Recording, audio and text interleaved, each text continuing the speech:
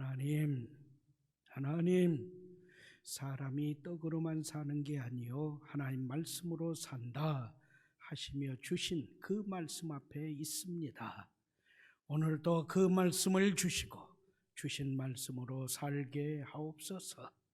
무익한 종을 다시 불쌍히 여기시고 말씀 운반의 도구로 사용해 주셔서 선포하게 하옵소서. 말씀이신 예수님의 이름으로 기도합니다. 아멘.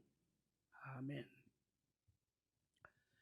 우리는 인연이라는 말을 잘 알고 있습니다. 인연, 참 묘한 인연이야, 이렇게 이야기하면서 이런 만남, 저런 만남, 그런 만남, 그리고 세상에서 이런 도움을 받고 저런 도움을 받고, 또는 그 사람과의 만남에서 내 마음이 찢겨지고 내 삶이 흐트러지고 어그러지는 이런 모든 것을 인연으로 풀이를 하는 경우가 많습니다. 그런데 이 인연에 대해서 서양 사람들은 좀 우리와 다릅니다. 예를 들면 우리는 그 인연으로 설명을 하고 원인과 결과로 이야기를 하는데, 서양 사람들은 relationship이라고 해서 관계로, connection이라고 해서 서로 연결되어지는, band라고 해서 서로 이렇게 묶여지는, 그렇게 해석을 합니다. 바로 이러한 인연은 구분을 하면 필연이 있죠. 필연적인 만남. 그런가 하면 좋고 아름답고 귀하고 유익함을 안겨주는, 마치 부부의 만남과 같은 가연이 있습니다. 그런가 하면 반대로 그 사람을 만나지 않았더라면, 그 사람과의 인연이 없었더라면 내 삶이 훨씬 더 좋았을 것이다. 그래서 바로 좋지 못한, 아주 나쁜, 고통스러운 이것을 악연이라고 합니다.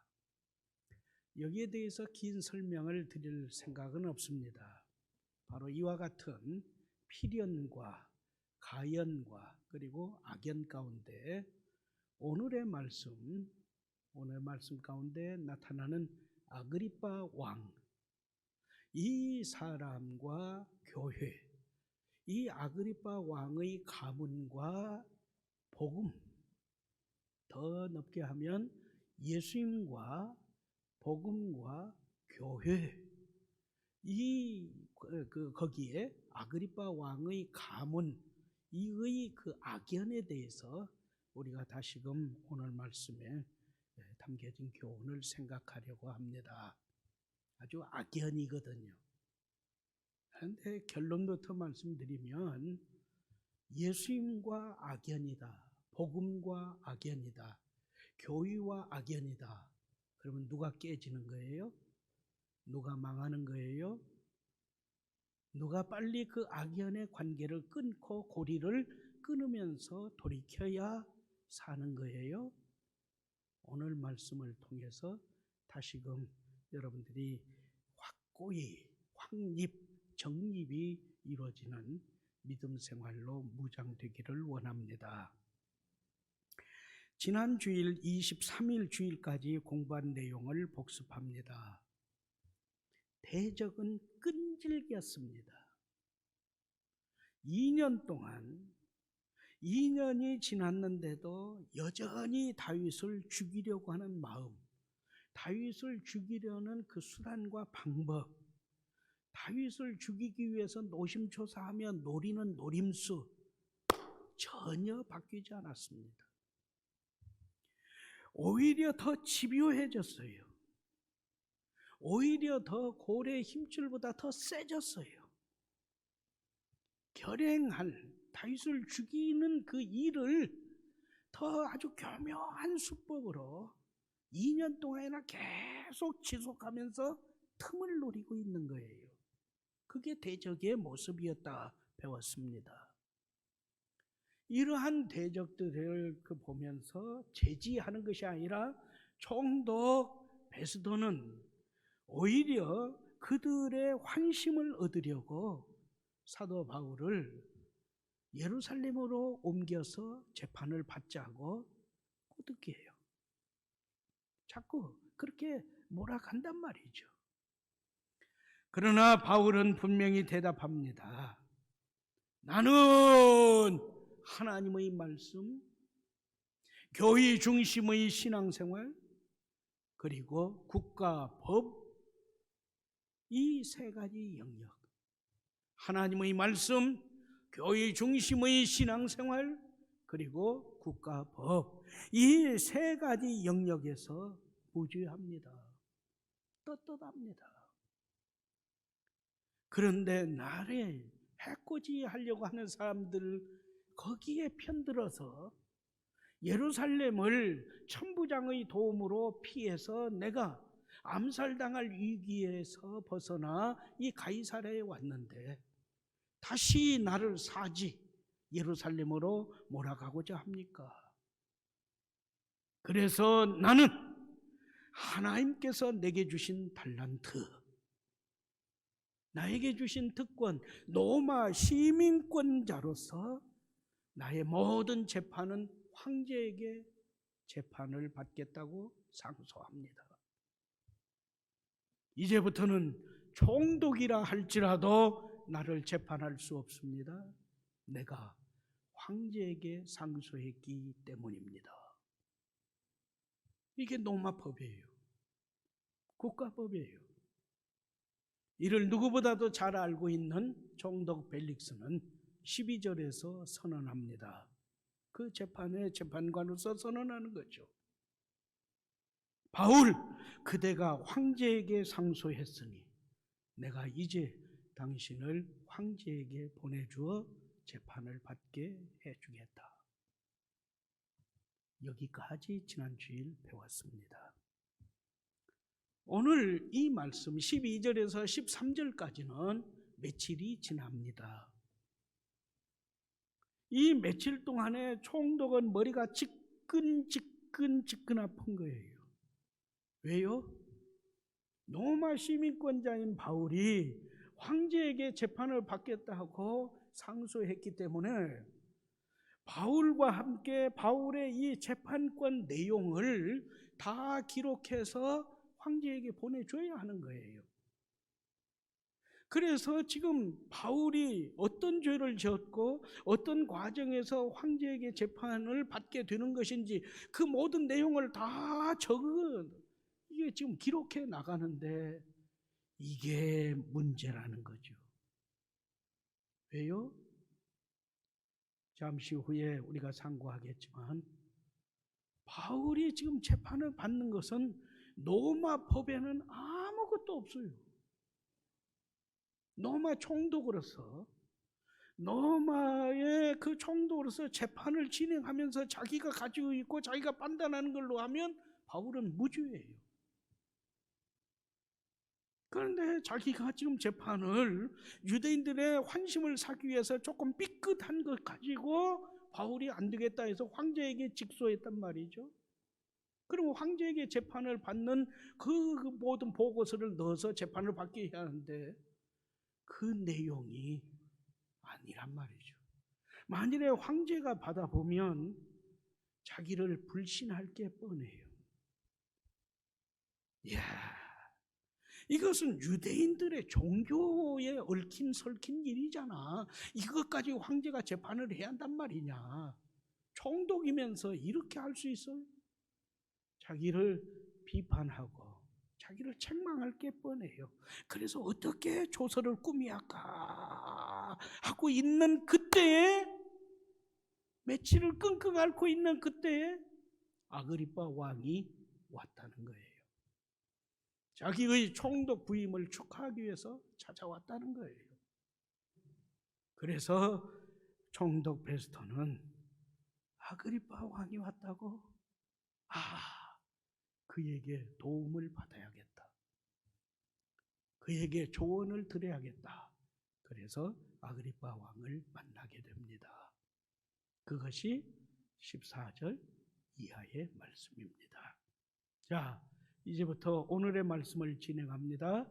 오늘의 말씀에 집중해 주세요. 먼저 우리는 13절과 23절 말씀에 담긴 두 절에 담겨져 있는 아그리빠 왕이라는 사람은 누군가, 그리고 아그리빠 왕과 함께 온 버니게라는 이 여인은 누군가, 그것을 먼저 상고해야 합니다. 자, 목장 소모임 교재 뒷면 내용을 봐주세요. 헤롯 왕가의 족보입니다.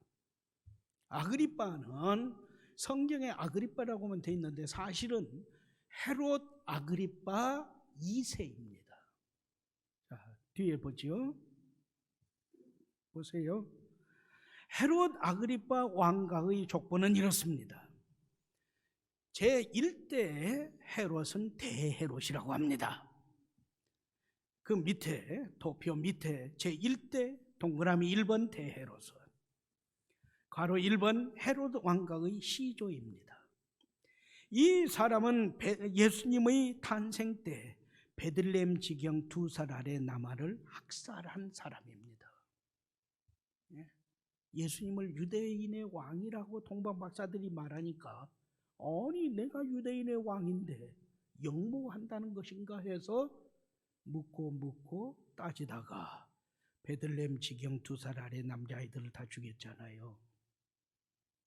그는 왕권에 집착해서 자기 부인이나 자기 아들들, 특히 자기 아들 가운데 동그라미 4번 아리스토블루스라고 하는 아주 걸출한 이 사람이 왕이 됐어야 하는데 그게 자기 왕권에 도전이 된다 해서 아리스토블루스의 어머니와 아리스토블루스 등 그 자식들 다 죽여버렸습니다. 도망가서야 살게 되는 거죠. 제2대는 대헤롯의 아들들입니다. 그 아들들이 대헤롯이 죽으니까 대헤롯이 다스렸던 통치 그 영역을 그 아들들에게 나누어줬습니다. 그래서 그 아들들을 분봉왕이라고 합니다. 그 아들들 가운데 문제의 사람은 괄호 2번 동그라미 3번 대헤롯의 아들 헤롯 안디바입니다. 헤롯 안디바는 자기 동생 빌립 1세, 빌립 2세가 있는데요.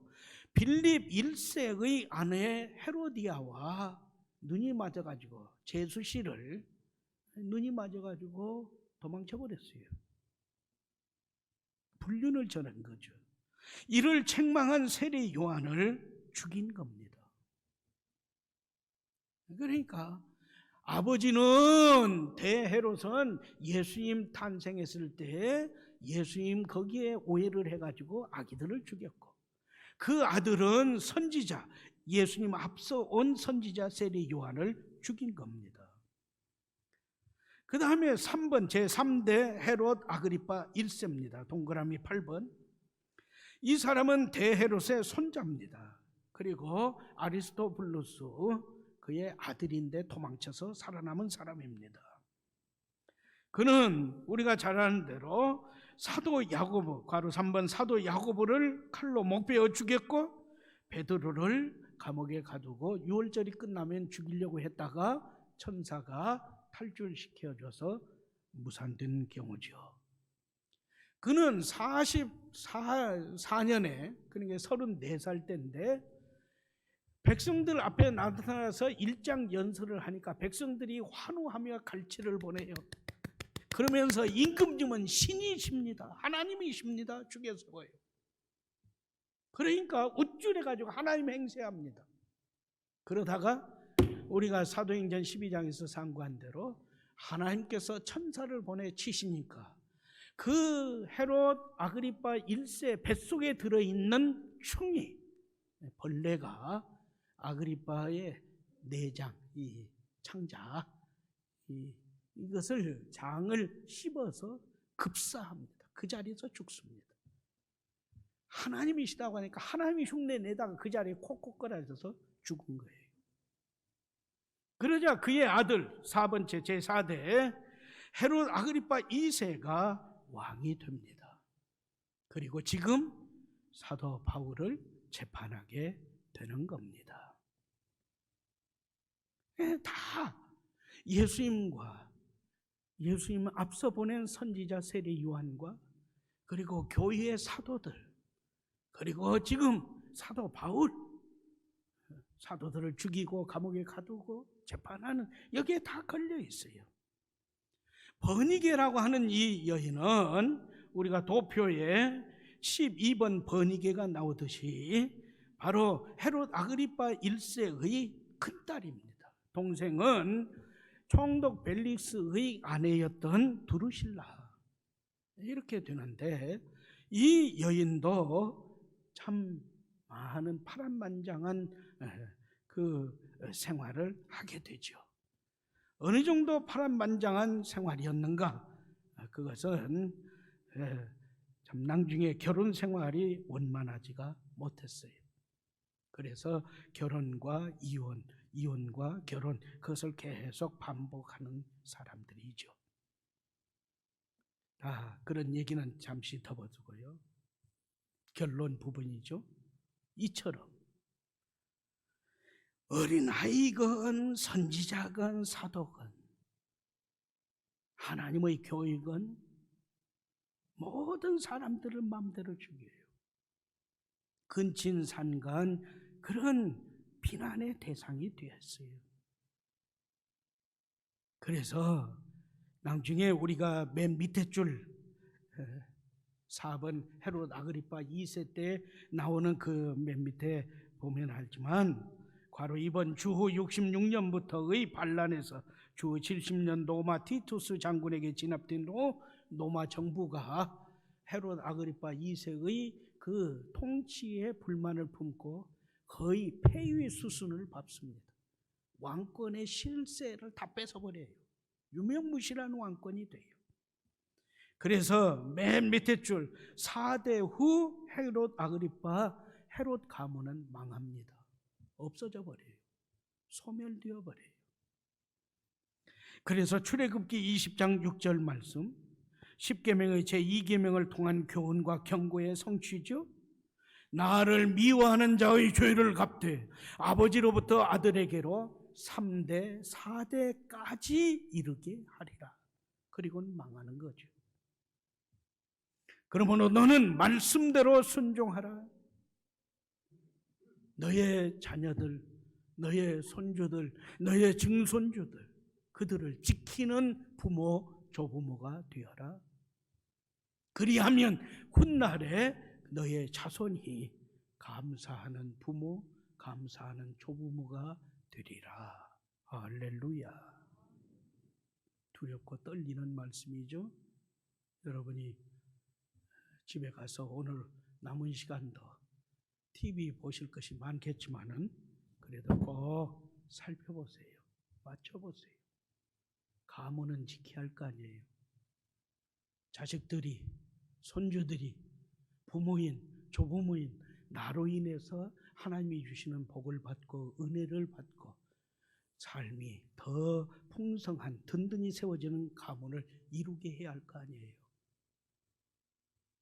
대헤롯 예수님 그 일로 오해하고 곡해해서 아기들을 다 죽였잖아요. 그 아들 헤롯 안디바 자기 죄에 대해서 책망하고 그런다 해서 자기 이제는 제수시인지 아니면 자기 부인인지 그 여인의 꼬드심을 받아가지고 세례 요한은 목을 베어 죽였잖아요. 그 손자인 헤롯 아그리파 1세 사도 야고보를 죽이고 베드로를 죽이면서 결국엔 그것을 넘어서서 하나님이 흉내를 내다가 벌레 먹잇감이 되어서 죽잖아요. 4세 그러한 증조 할아버지 그리고 아버지를 본 그 4세 아그리파 2세 무엇을 배웠겠어요? 무엇을 알았겠어요? 결국 헤롯 아그리파 2세로 집안은 문 닫게 되는 거죠. 누구 얘기입니까? 두렵지 않으십니까? 말씀은 분명히 우리에게 교훈하고 가르치는 거죠. 말씀한 대로 순종하라. 자식을 지키는 부모가 되고 훗날 자손이 감사하는 조부모의 삶을 살아야 한다. 할렐루야. 아직 손주가 없다고요? 너무 그렇게 자만하지 마세요. 깨어 있으세요. 이제 우리는 14절부터 22절 말씀에 임합니다. 이 말씀은 다른 사람에게 조언을 요청한 지혜자의 모습을 보여줍니다. 부임하자마자 바울 재판건으로 궁지에 몰린 총독 베스토.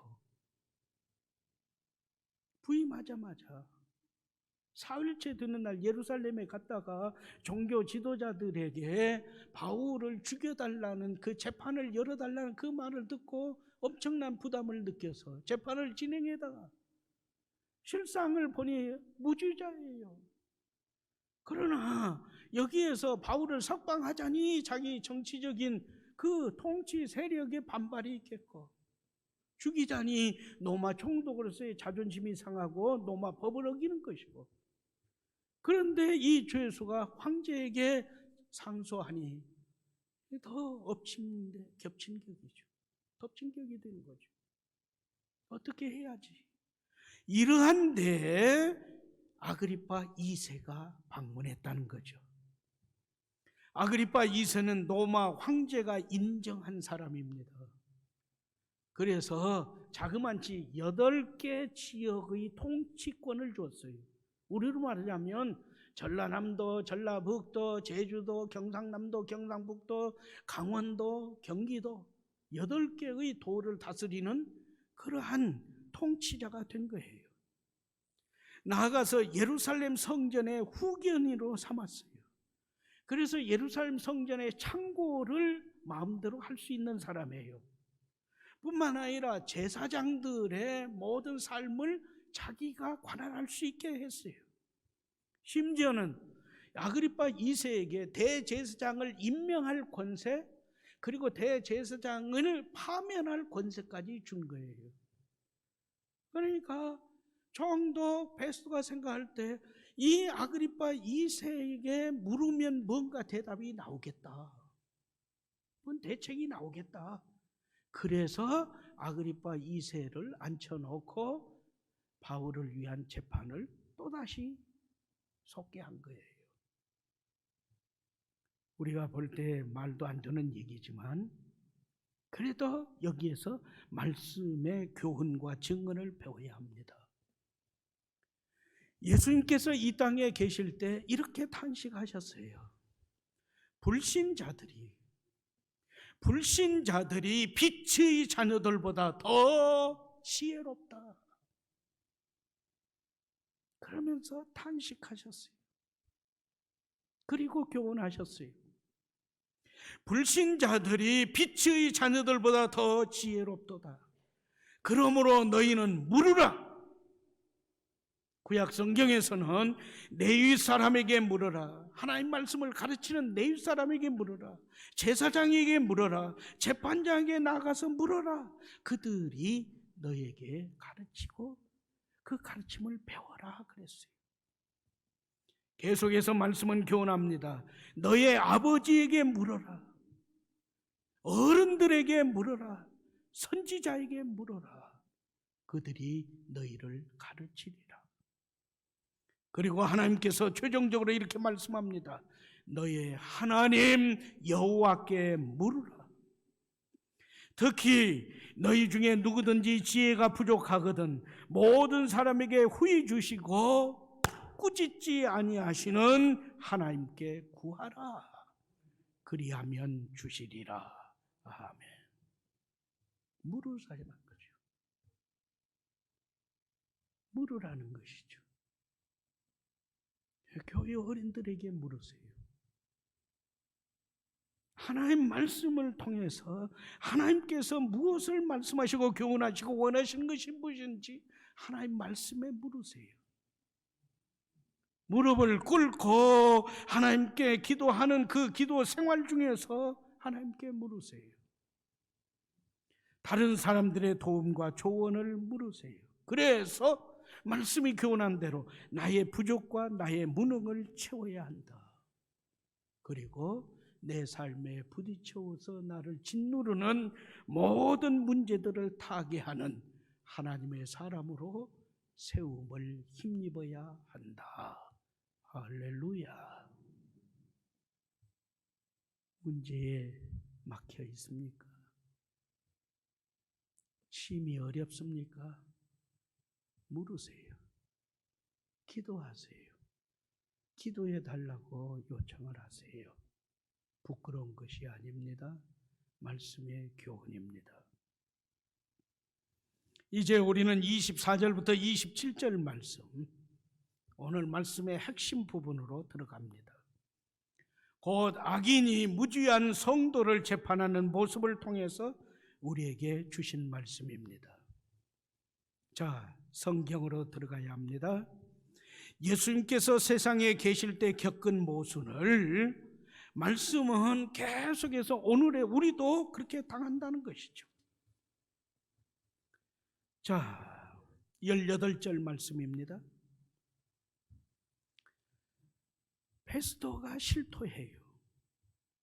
내가 종교 지도자들, 대제사장을 비롯한 종교 지도자들이 바울을 고소하면서 재판해달라고 할 때 나는 18절 내가 짐작하던 것 같은 악행의 혐의, 대제사장이 바울을 재판해달라고 하면서 참소하는 것, 이렇게 고소하는 걸 보니까 바울은 대단한 죄인이구나, 중죄인이구나, 그렇게 생각하는, 그렇게 편견과 선입견을 가졌다는 것이죠. 그게 18절 말씀입니다. 그래서 15절, 내가 예루살렘에 있을 때 유대인들의 대제사장과 장로들이 바울을 고소하면서 죽여달라, 정죄했다는 거죠. 죽여달라고 요청을 했다. 참 무서운 일이죠. 그래서 나는 이것이 어떻게 된 것인가 알아본 다음에 하겠다고 했다. 그러나 그들은 계속해서 24절 말씀이죠. 바로 이렇게 말해요. 유대의 모든 무리가 크게 외치되 살려두지 못할 사람이라고 말했다는 거죠. 바울은 살려둬서는 안 되는 사람이다. 당시 재판에서 죽여달라. 그렇게 하니까 자기가 선입견과 편견을 가져서 바울은 틀림없이 죽어야 할 사람이다. 내가 재판을 해서 사형을 선고해서 죽여야겠다. 그렇게 편견과 선입견을 가졌다는 것이죠. 그런데 다시 18절 19절입니다. 막상 재판을 보니까 하나도 악행의 혐의가 제거되지 않아요. 19절, 오직 자기들의 종교 또는 예수라 하는 이가 죽은 것을 살아있다고 바울이 설교한 것 빼놓고는 죄가 없다는 이야기죠. 죄가 없어요. 아무 죄가 없어요, 바울에게. 바울이 외친 것은 예수를 분명히 빌라도가 십자가에 못 박아 죽였다고 했는데, 무덤에 넣었다고 했는데, 바울은 지금 그 예수가 살아났다고 설교하고 다닌다는 거죠. 이것을 유대인들이 듣기 싫다는 거죠. 그러니까 그것을 살았다고 설교하고 다니고 전도하고 다니는 바울을 죽여주셔 한다는 것이죠. 과연 로마 총독으로서, 재판관으로서 이것을 보니까 이게 재판을 해야 할 일이냐 하고 있는데 바울이 황제에게 직소했다는 거죠. 다시 25절, 26절, 27절입니다. 내가 살핀 건데 죽일 죄를 범한 일이 없더이다. 그러나 그가 황제에게 상소한 거로 보내기로 결정했습니다. 그러면서 그에 대하여 황제께 확실한 사죄를 아릴 것이 없습니다. 어떻게 써서 보내야겠는데 없어요. 이걸 어떻게 하냐는 거죠. 만일에 유대 종교 지도자들의 그 예수가 죽었다가 다시 살아났다는 부활 얘기로 지금 이 재판이 된 것이라면 황제에게 그 내용을 그대로 말하면 황제가 아니 유대인들의 이 신앙 싸움에 믿음 싸움에 로마 황제인 내가 이 시간을 허비하고 이 재판을 해야 한다는 얘기냐. 아이고 총독 제대로 좀 해라 하고 힐책할 것이 뻔하다는 거죠. 내가 어떻게 해야 할지 나 모르겠다는 거예요. 지금 며칠 지났는데도. 그러니 아그리빠 2세 당신이 나를 좀 도와주시오 하는 것이죠. 그런데 문제는 아그리빠 2세나 함께 온 지금 버니게 어떤 사람들이냐는 거죠. 아그리빠 2세와 이 버니게는 1살 차이 남매지간입니다. 오빠하고 누이 동생입니다. 그런데 이들이 버니게가 이혼하고 오빠 집에 와서 얼마 지내는 동안에 근친 상간이 이루어진 거죠. 그래서 시끄러운 거예요. 그러니까 아그리빠 2세가 서둘러서 다른 남자하고 결혼시켰어요. 길리기아 왕과 결혼했는데 결혼 생활이 원만하겠어요? 다시 이혼하고 돌아왔어요. 그리고는 다시 또 연문을 뿌리는 거예요. 야, 이게 누가 지금 재판을 받아야 하고 누가 정죄를 받아야 하느냐는 것이죠. 그런데 죄인이 지금 사도 바울을 재판하겠다고 판사석에 앉아 있다는 거죠. 이게 세상사 아닙니까? 지금 우리가 겪는 일 아닙니까? 비록 호화롭게 꾸미고 위험을 갖췄다 하지만 바로 23절 말씀대로 호화롭게 꾸미고 위험을 갖췄다 하지만 의인을 왜곡하고 재판하는 죄를 더한 아그리빠 2세. 결국 벌레 먹잇감으로 죽은 아버지 아그리빠 1세의 비참한 죽음보다도 더 큰 하나님의 징벌을 받습니다. 그래서 왕위에서 폐위되고 그 가문은 끝장이 나는 거죠. 말씀은 교훈합니다. 악인은 악을 더할지라도 성도는 이를 교훈 삼아 항상 경건에 힘쓴 하나님의 사람으로 살아가세요. 아멘. 진일보해서 말씀은 교훈합니다. 이 말씀은 사도행전 9장 15절 말씀의 성취예요. 제가 계속 사도행전 9장 15절을 잊어버리면 안 된다고 말씀드렸어요. 뭐예요? 하나님께서 이 사울이죠. 그러나 바울이에요. 그를 다메섹 도상에서 변화시킨 후에 그 사울에 대해서, 그 바울에 대해서 말씀하기를 이 바울은 장차 이방인에게 그리고 임금들과 총독들과 귀인들에게 그리고 이스라엘 사람들에게 복음을 전하는 내가 택한 그릇이다 했어요. 그래서 바울은 이후부터 이방인들에게 20여 년이 넘게 다니면서 전도했잖아요. 그리고 지금은 아그리빠 왕과 총독 벨릭스 베스토 왕 앞에서 그리고 천부장과 모든 귀인들 앞에서 재판을 받으며 재판을 받는 그 일을 통해서 복음을 증거하고 있잖아요. 성취된 거죠. 그 다음에 사도행전 28장 마지막에 가서는 로마에서 이스라엘 백성들에게 복음을 전합니다. 기억하세요? 인생은 우연과 팔자타령을 합니다. 그러나 말씀은 교훈합니다. 아니에요. 인생은 팔자소간이 아니에요. 인생은 우연이 아니에요. 인연이 아니에요. 숙명이 아니에요. 모든 일은 하나님의 뜻대로 하나님의 말씀대로 하나님께서 말씀하신 대로 이루어 가시며 성취하시는 하나님의 역사입니다. 믿으시면 아멘. 사람이 마음으로 자기의 길을 계획할지라도 그 걸음을 인도하시는 분은 여호와 하나님이시니 이제부터는 세상 일을 비웃으며 탄식하며 어긋나지 말고 세상을 닮아가지 말고 하나님의 말씀, 하나님의 뜻을 분별하면서 하나님께서 이루시는 역사에 쓰임받는 도구 인생으로 살아가세요. 자, 오늘의 이 목장 소명 교재 맨 우측 적용과 나눔입니다. 이것은 사도행전 12장의 말씀의 증언과 교훈입니다. 천사가 왔습니다. 감옥에 갇혀 죽음을 기다리는 베드로에게 천사가 왔습니다. 또 하나 천사가 왔습니다.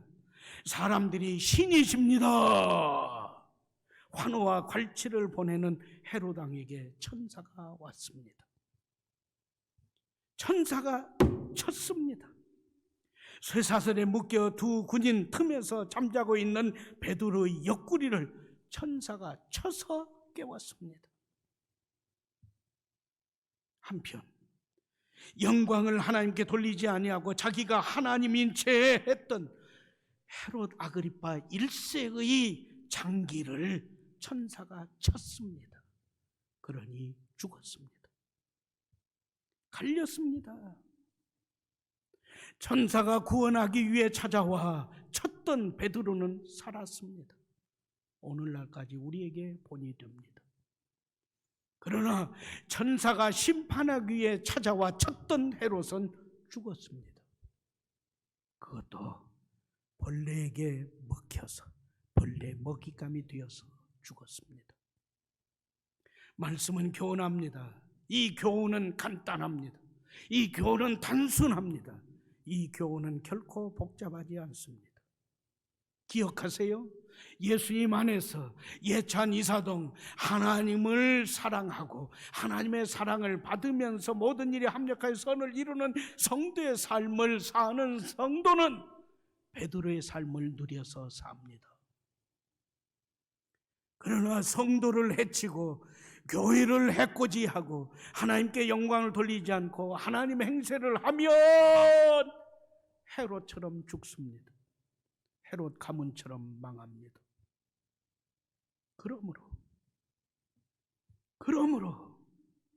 그러므로 말씀이 교훈한 하나님의 구원과 심판을 믿고 고백하고 체험하고 체득하고 선포하세요. 내 믿음 생활 어떻습니까? 내 집안, 내 자녀들의 신앙생활은 어떻습니까?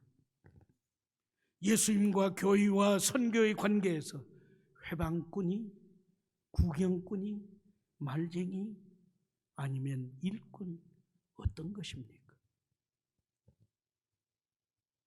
여호수아를 통해서 우리에게 교훈하는 여호수아 24장 15절 말씀입니다. 너희는 너희 좋을 대로 너희가 섬길 자를 선택해라. 나는 오직 내 집은, 내 가족은 오직 여호와 하나님만을 하나님으로 섬기리라. 할렐루야. 시편 127편 3절 말씀입니다. 보라, 자식들은 여호와의 기업이요 태의 열매는 여호와의 상급이로다. 잠언 14장 26절 말씀입니다. 여호와를 경외하는 자에게는 견고한 의뢰가 있나니 그 자녀들에게 피난처가 있으리라. 할렐루야. 하나님, 성산의 가정마다 예수님을 주인으로 모시고 사는 임마누엘 가문이 되게 하여 주옵소서. 부모와 조부모는 오늘 하나님의 저주를 끊어버리는 부모와 조부모가 되게 하여 주시고, 성산 가정의 자손들은 조부모보다 부모보다 더 하나님을 기쁘시게 하며 영화롭게 하는 가문을 이루게 하여 주시옵소서. 예수님의 이름으로 기도합니다. 아멘.